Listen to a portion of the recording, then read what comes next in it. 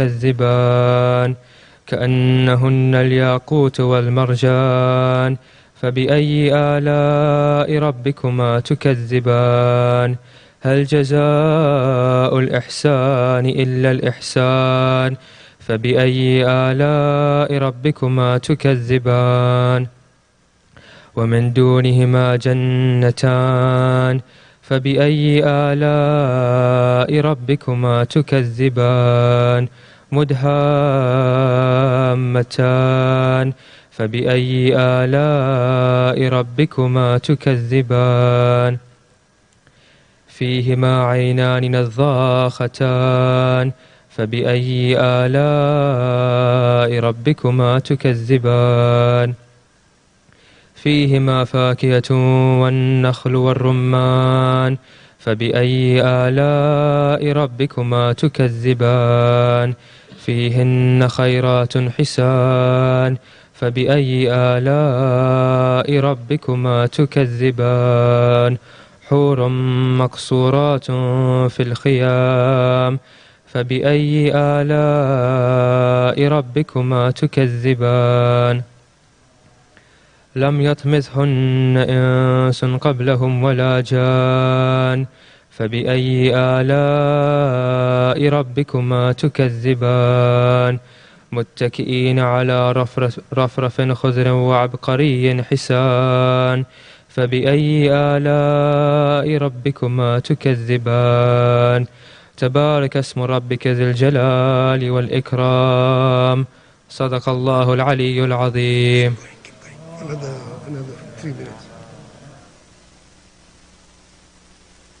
بسم الله الرحمن الرحيم. إذا وقعت الواقعة ليس لوقعتها كاذبة خافضة رافعة إذا رجت الأرض رجا وبست الجبال بسا فكانت هباء منبثا وكنتم أزواجا ثلاثة فأصحاب الميمنة ما أصحاب الميمنة وأصحاب المشأمة ما أصحاب المشأمة والسابقون السابقون أولئك المقربون في جنات النعيم ثلة من الأولين وقليل من الآخرين على سرر موضونة متكئين عليها متقابلين يطوف عليهم ولدان مخلدون بأكواب وأباريق وكأس من معين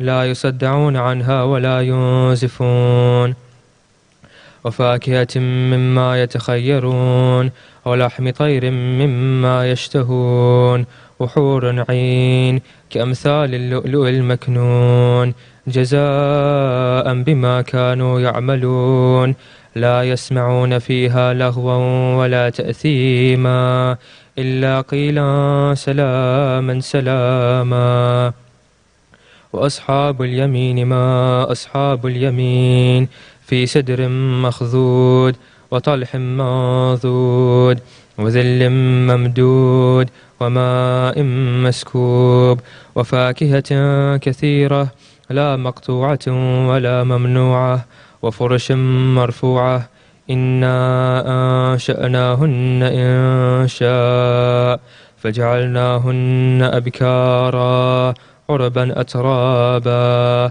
لأصحاب اليمين ثلة من الأولين وثلة من الآخرين وأصحاب الشمال ما أصحاب الشمال في سموم وحميم وذل من يحموم لا بارد ولا كريم إنهم كانوا قبل ذلك مترفين وكانوا يصرون على الحنث العظيم وكانوا يقولون أئذا متنا وكنا ترابا وعظاما أئنا لمبعوثون صدق الله العلي العظيم. الله.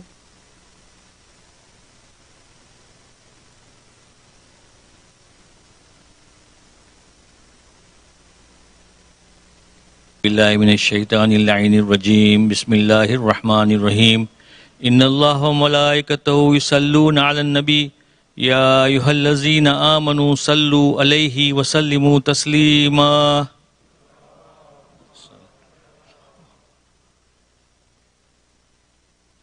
الله أكبر الله أكبر الله أكبر الله أكبر.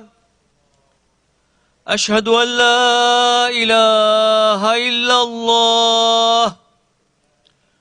أشهد أن لا إله إلا الله. أشهد أن محمدا رسول الله. أشهد أن محمدا رسول الله. أشهد أن أمير المؤمنين وإمام المتقين عليا ولي الله. أشهد أن أمير المؤمنين وإمام المتقين عليا حجة الله. حي على الصلاة حي على الصلاة حي على الفلاح حي على الفلاح حي على خير العمل حي على خير العمل. الله أكبر الله أكبر. لا إله إلا الله. لا إله إلا الله. محمد وآل محمد صلوات.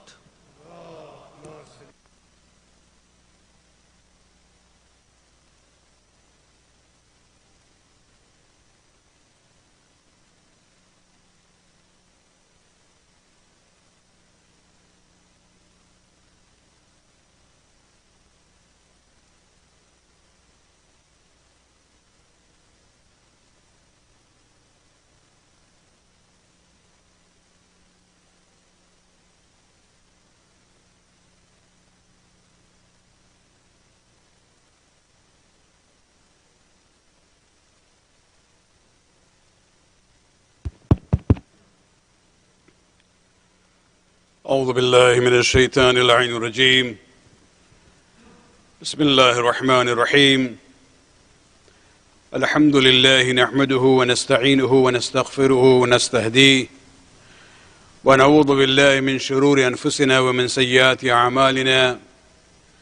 من يهدي الله فلا مضل له ومن يضلل فلا هادي له.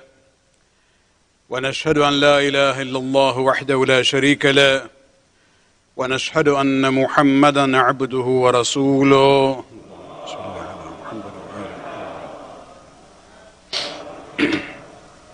سيد المرسلين وخاتم النبيين ورحمة للعالمين.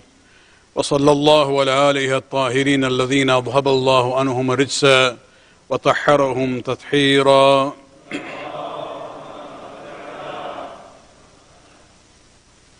أوصيكم عباد الله ونفسي بتقوى الله. Assalamu alaikum wa rahmatullah. In today's khutbah, I would like to begin with a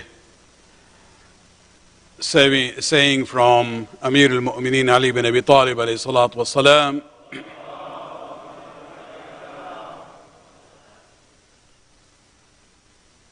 Where he talks about 5 important issues, where he says, أوصيكم بخمس لو ضربتم إليها بات الإبل لكانت لذلك أهلا.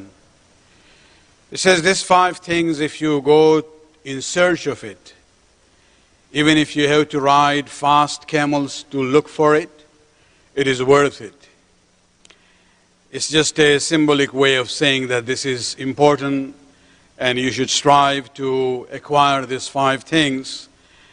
The very first one, he says, لا يرجون أحد منكم إلا ربه. You should not place your hope in anyone but Allah subhanahu wa ta'ala. Whenever you have any issues, the first point or the first thought should be Allah subhanahu wa ta'ala. Yes, He fulfills your wishes through the wasail, through the wasila, and that is the reality. But in your mind, the first thought should be Allah subhanahu wa ta'ala. And so the very first important issue is that he says, always have hope in the power of Allah subhanahu wa ta'ala. Number two, he talks about a fear. وَلَا يَخَافَنَّ إِلَّا ذَنْبَهُ. And that you should not fear anyone but your own sins. Have hope in Allah and fear your own sins. It's interesting that when we look at the Islamic perspective, sometimes we see that, especially the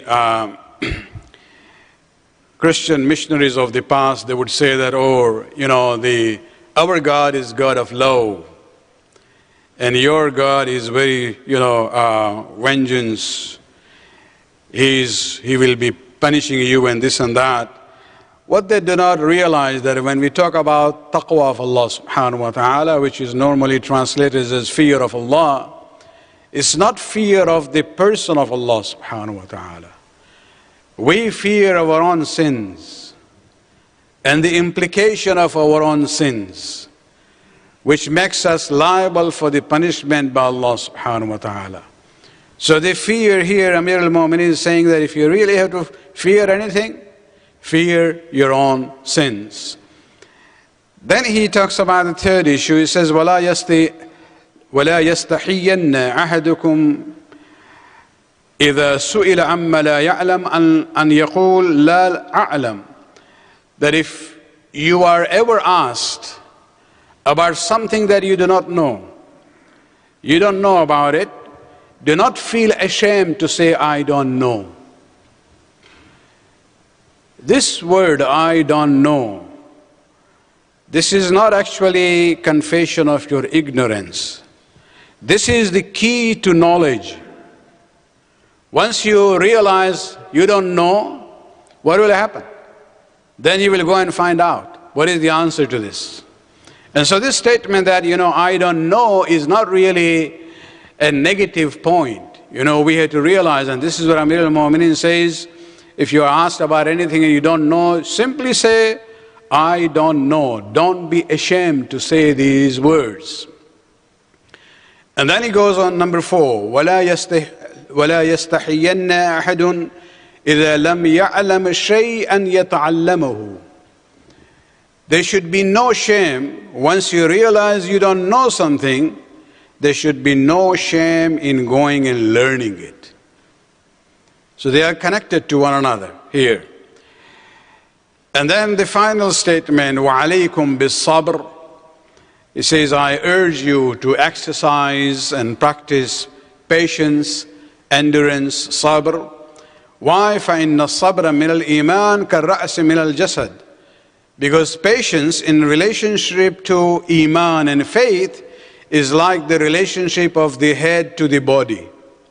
لا خير في جسد لا رأس معه. There is no benefit in a body which doesn't have head with it. ولا خير في إيمان لا صبر معه. There is no good in that iman and faith where there is no sabr. And this is something so important that even in Surah Wal-Asr, Allah subhanahu wa ta'ala, where He talks about iman and amal salih, and He talks about haqq, He also ends with the issue of sabr. And so what we see here is basically, the first statement is about Allah subhanahu wa ta'ala. Put your hope and trust in Allah.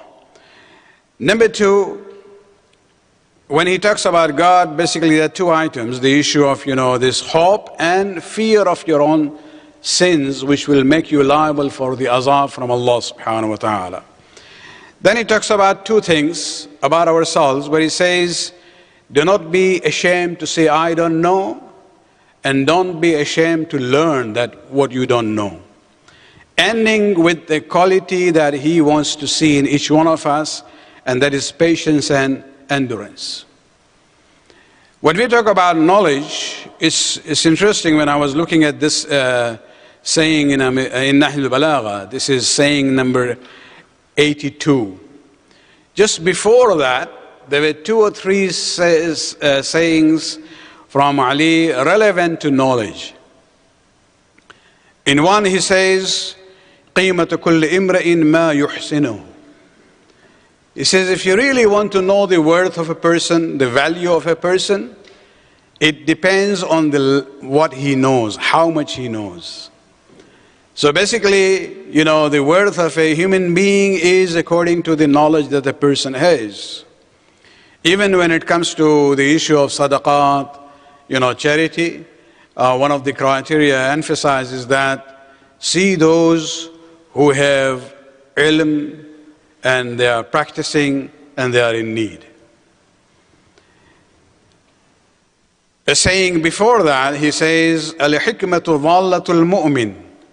He says wisdom is actually the lost property of a believer, of a mu'min. فَخُذُ الْحِكْمَةَ وَلَوْ مِنْ أَهْلِ النِّفَاقِ. So therefore go and seek the wisdom, even if it comes from a hypocrite. Because it is a mu'min's property, go and seize that. That belongs actually to you. The same statement in an earlier saying there, he says, خُذُ الْحِكْمَةَ أَنَّا كَانَتْ. Go and seek the wisdom from whatever place that you see, whatever source. فَإِنَّ الْحِكْمَةَ تَكُونُ فِي صَدْرِ الْمُنَافِقِ. It is possible that there might be hikmah and wisdom in the heart of a hypocrite. فَتَلَجْلَجُ فِي صَدْرِهِ. It is actually fluttering, doesn't want to stay in that heart of a munafiq. It wants to come out in order to be in the right place, and that right place is fi sadr al-mu'min, in the heart of a mu'min and a believer. Salawat.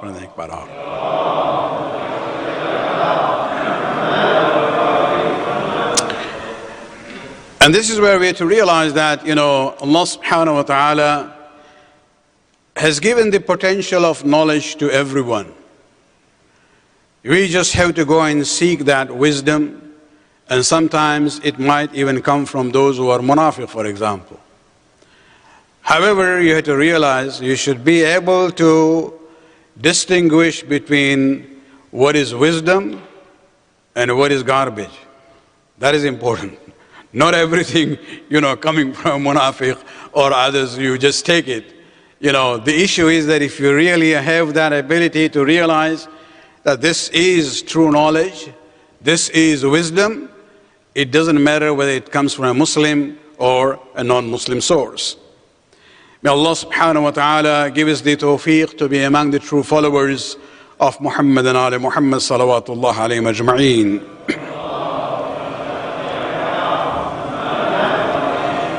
Even if you look at the very first conclusion of the battle of Uhud, battle of Badr, where first time, Muslims became victorious in that first battle with Mushrikeen of Mecca, although they were outnumbered twice. There were about 900 on the side of the Mushrikeen and only 313 on the side of the Prophet. The Muslims were able to get about 70 prisoners of war. Those days, the tradition was that when you have prisoners of war, there are only 2 solutions. Either you kill them or you make them slaves. Quran talks about it, and Prophet said that there is a third way. We can ask their tribe or their family to pay fidya, and then they are free to go. However, he put a condition. He says those prisoners of war who are mushrikeen of Mecca, who have the talent of literacy, they know how to read and write, their freedom depends on them teaching 10 Muslim children how to read and write. This is where the Prophet is using the talent of a mushrik in order to promote literacy among Muslim children. Salawat pradhne ek baar aur.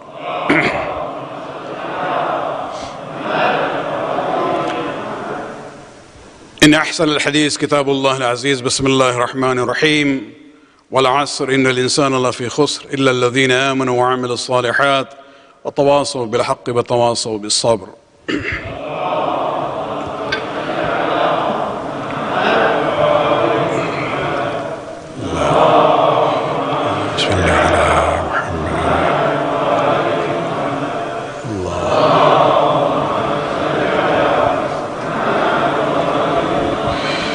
أعوذ بالله من الشيطان اللعين الرجيم بسم الله الرحمن الرحيم الحمد لله الذي لا إله إلا هو الحليم الكريم غافر الذنب وقابل التوب وهو الغفور الرحيم ونشهد أن لا إله إلا هو العطوف للعباد بجوده والعواد على المذنبين بحلمه ونشهد أن محمدا نبيه وحبيبه سيد المرسلين والشفيع المذنبين ورحمة للعالمين صلى الله عليه وآله الداعين إلى سبيل الله بالحكمة والموعظة الحسنة قادة الأمم وأولياء النعمة ومعدن الرحمة أوصيكم عباد الله بالتوبة عما سلف من ذنوبكم. In this second khutbah, I would like to briefly talk about a controversy which has started in India these days, unfortunately by somebody who comes from a Shia background, although his family has disowned him because of his statements, and actually he even comes from a Sayyid family. That doesn't guarantee anything anyway. Wasim Rizwi, nothing to do with me.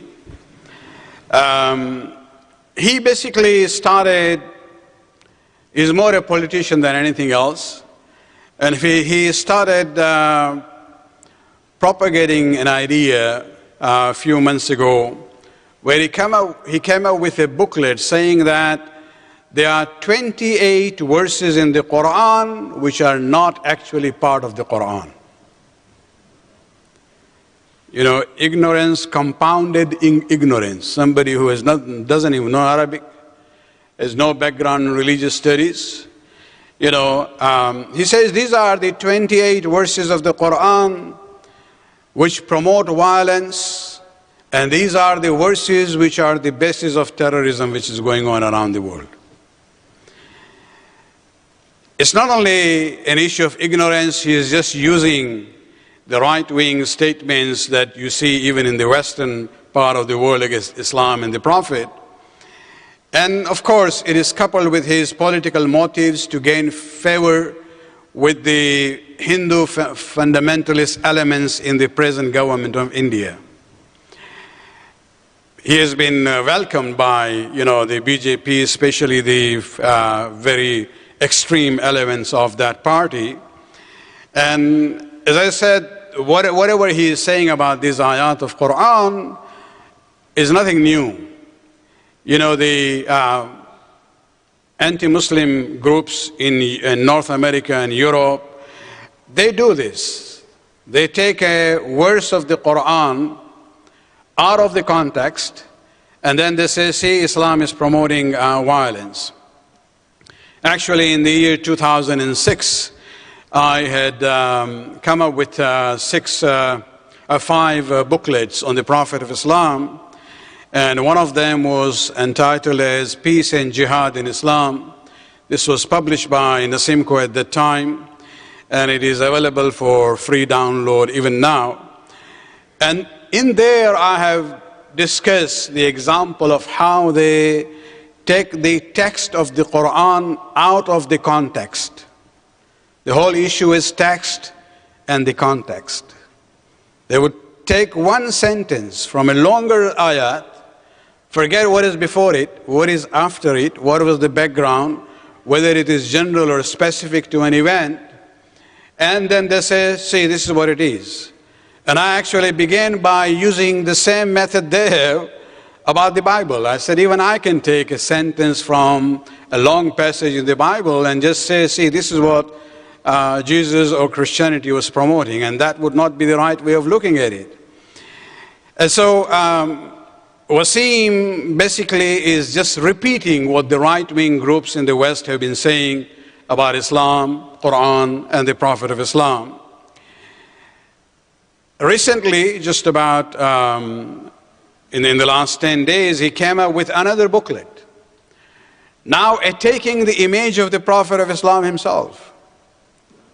He's no more a Muslim anyway, because he says, I only believe in God. I don't believe in the Quran. I don't believe in Muhammad. And he's basically trying to project the Prophet as a man of violence, and he's the one who has instigated everything, and this has nothing to do with God. And this whole issue of, the Hindu fundamentalist group in India at the moment, they just look at the past history and they say Muslims ruled on us. And so they are asking Muslims, you are Muslims by force. You were converted by force. And this is where it's important, and I talked about this issue in one of those 5 books. Actually, one of them is about how did Islam spread. And there I have talked about different parts of the world, especially when it comes to Middle East, South Asia, as well as Indonesia. And it's interesting to see that although Muslims ruled India for 800 years, but Muslims were never in majority. That itself says quite a lot. And I use this term many times, that these Muslim rulers, whether the Khulafa of early days or others who came later on, they were not in the business of spreading Islam. They were in the business of expanding the Muslim empire by military force, no doubt about it. But their objective was to dominate other societies, other countries. But they were not there to force Islam on the people. And you see that, for example, Umar ibn Abdul Aziz, a later Khalifa of Banu Umayyah, once he wrote a letter to the governor of Iran and the governor of Egypt. Persia and Egypt were the frontier provinces those days of the Muslim Empire. And he wrote to them that, we have been ruling these areas for many, many decades. How come they have not become Muslim? And one of them responded back to him by saying that if they become Muslim, who will pay the jizya to us? Jizya is the tax imposed on non-Muslims. So their main business was to make sure whatever they are, as long as they are paying the tax, we are happy with that. So they were not in the business of spreading Islam. Even in India, if you look at a very prominent journalist and historian of India, Dr. Khushwant Singh, he has a book, A History of the Sikhs. In beginning, he talks about the Muslim rule in India, and he very clearly says Islam was spread in India not by the Muslim rulers, but by the Muslim spiritual masters and missionaries. You go all the way to Indonesia. No Muslim army went there, unlike India or other places. They became Muslim through their contacts with the Muslim merchants who went there. It was the akhlaq, the honesty, the truthfulness of the Muslim merchants which influenced them. And that's a lesson for us. Now that we have come here to the West, we have a heavy burden. We don't need to promote Islam by words and books and video programs and this and that. The main way, the most important way of spreading Islam is by our akhlaq and our behavior and our interaction with non-Muslims. When they see the honesty in you, when they see the truthfulness in you, when they see that this is a person who doesn't cheat in his dealings, this is where they will be impressed with you, and they might ask you, what is the source of all this goodness and your character? and you say, I'm a Muslim, they might be surprised, because what we see about Islam and Muslims in the media is something else. What I see in you is something else. And that will be a more powerful response to the stereotyping than publishing books and having seminars and things like that. And so we have to take this as a lesson for ourselves, that inshallah, by our action, as Imam Jaffar as-Sadiq alayhi salatu wassalam says in one of his sayings, he says, Kuna du'at, be the missionaries of Islam, bighayri al-sinatikum, without using your tongue, means by your behavior. And that is the main thing that we have to realize. May Allah subhanahu wa ta'ala take away the resources of those who are trying to tarnish the image of the Prophet of Islam, who is the Rahmatun lil Alameen sallallahu alayhi wa alihi wa sallam.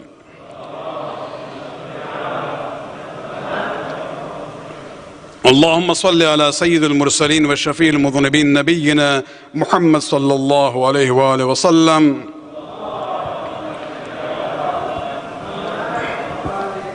وعلى إمام المتقين وأمير المؤمنين علي بن أبي طالب صلوات الله عليه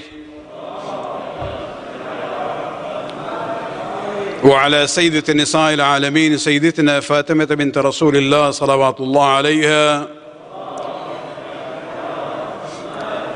وعلى سيد الشباب أهل الجنة الحسن المجتبى والحسين الشهيد بكربلاء عليهم الصلاة والسلام. اللهم صل على أئمة المسلمين علي بن الحسين ومحمد بن علي وجعفر بن محمد وموسى بن جعفر وعلي بن موسى ومحمد بن علي وعلي بن محمد والحسن بن علي عليهم الصلاة والسلام. اللهم صل على مولانا الحجة بن الحسن صاحب العصر والزمان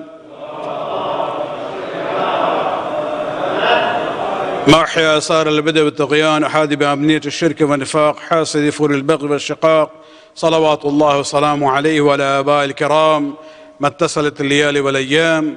اللهم عجل فرجه وسهل مخرجه واكحل ناظرنا بنظرة منا إليه واجعلنا من المستشهدين بين يديه. اللهم اجعلنا ممن يذكر فتنفعه الذكرى. إن الله يعمل بالعدل والإحسان وإيتاء ذي القربى وينهى عن الفحشاء والمنكر والبغي يعظكم لعلكم تذكرون.